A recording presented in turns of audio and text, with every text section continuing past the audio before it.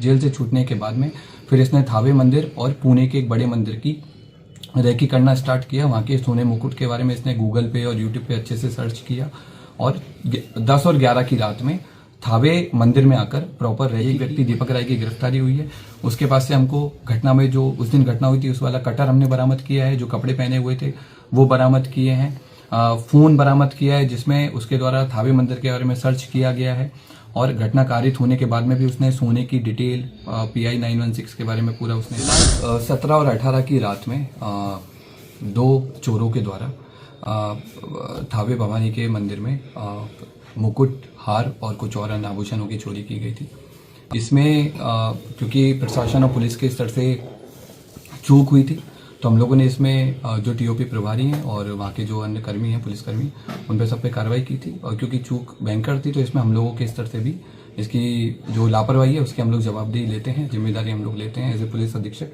हम लोगों ने इसमें क्योंकि घटना काफ़ी संवेदनशील थी तो हम लोगों ने कई सारी SIT बनाई गई थी और लगभग 12 के आसपास टीम्स अलग अलग बिंदुओं पे काम कर रही थी। कुछ स्थानीय लोगों पे, कुछ दूसरे जिलों के, दूसरे राज्यों के क्रिमिनल्स पे भी काम किया जा रहा था। उसी क्रम में हम लोगों ने एक व्यक्ति पे फोकस किया जिसका नाम दीपक राय है।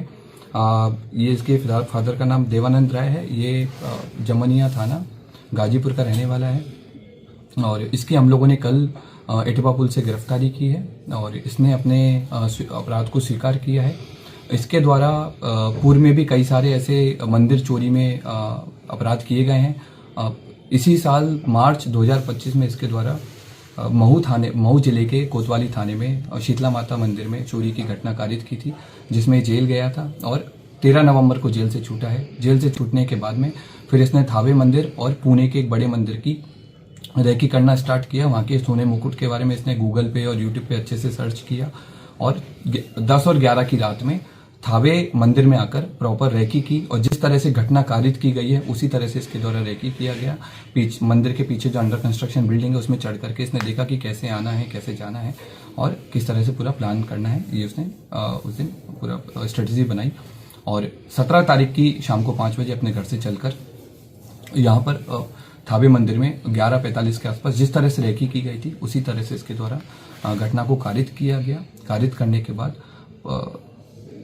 गांव के रास्ते से होकर पैठान पट्टी होकर के इसके द्वारा वापस अपने घर पे गया और अपने आभूषण को, जो अपना दूसरा साथी है, उसको इसने हैंडओवर कर दिया ताकि पुलिस अगर इसको पकड़े तो आभूषण नहीं मिले। कितने लोगों ने मिलकर सर चोरी की घटना अभी तक की जो हमारा अनुसंधान हुआ है और इससे पूछताछ में अभी तक हम लोग 2 लोगों पे काम किए हैं और 2 लोगों की संलिप्तता पूर्णतः पाई गई है। इसमें दोनों लोग आइडेंटिफाई हो गए हैं।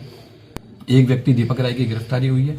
उसके पास से हमको घटना में जो उस दिन घटना हुई थी उस वाला कटर हमने बरामद किया है, जो कपड़े पहने हुए थे वो बरामद किए हैं। फोन बरामद किया है जिसमें उसके द्वारा थावे मंदिर के बारे में सर्च किया गया है और घटना कारित होने के बाद में भी उसने सोने की डिटेल PI 916 के बारे में पूरा उसने पढ़ा है। और इसके बाद में हम लोगों ने उसके जो रेकी के टाइम पे जो जूते पहने थे वो जूते हम लोगों ने बरामद किए हैं। रेकी के टाइम में जो बैग यूज किया था वो बरामद किया है। जिस बाइक से वो लोग घटना करने आए थे वो बाइक भी हम लोगों ने आइडेंटिफाई कर लिया। जल्दी भी हम लोग उस बाइक को भी बरामद करेंगे। जो 30 लोग सर उठाए गए थे उसमें से कोई एक तो नहीं हो? जो हम लोगों ने पहले जिन लोगों को डिटेन किया था पूछताछ के लिए, उन सब लोगों को, क्योंकि उन लोगों की संलिप्तता नहीं पाई गई थी, उन सब लोगों को हम लोगों की तरफ छोड़ दिया गया है। हम लोगों ने इन सारी चीजों पे भी जांच किया था कि क्या कोई स्थानीय लोग या मंदिर प्रशासन की भूमिका रही हो, तो उस तरह की भूमिका भी हम लोगों के सामने नहीं आई है। अब हम लोग की अगली कोशिश माता की जो हार है, जो मुकुट है, उसकी बरामदगी है और दूसरे व्यक्ति की गिरफ्तारी है वो भी हम लोग जल्दी करेंगे। सर, जिस तरह से ये चोरी की घटना, फिर इसे कैसे पता चल पाई कि मंदिर में यहाँ हार है?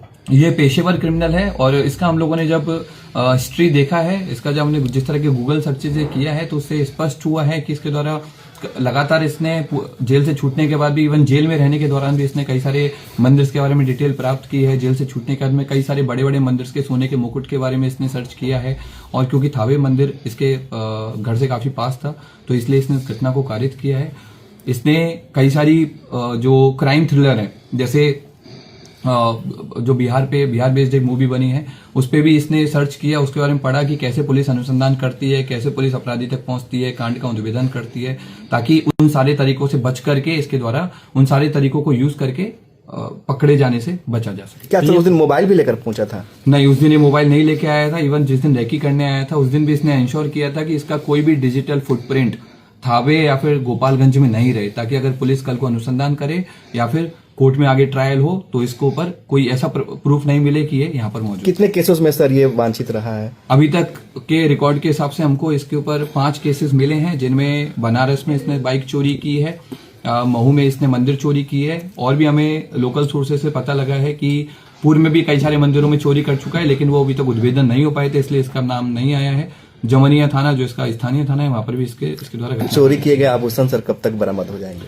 हम लोगों की जो टीम्स हैं अलग अलग जगह पर रेकी कर रही हैं आभूषण को लेकर के, और अनुमंडल पुलिस पदाधिकारी सदर के नेतृत्व में टीम और कई सारे इंस्पेक्टर्स के साथ मिलकर के टीम कैंप की हुई है जिले के बाहर, और हम लोग की पूरी कोशिश है कि जितना जल्दी हो सके हम लोग आभूषण की बरामद की। तो क्या ये कोई संगठित गिरोह काम करता है या फिर ऐसे ही अपने से खुद ये खुद अपने आप में एक संगठित गिरोह चलाता है, अलग अलग घटना के लिए अलग अलग लोगों को कन्विंस करता है जिनको पैसे की जरूरत रहती है, और घटना को कारित करवाता है।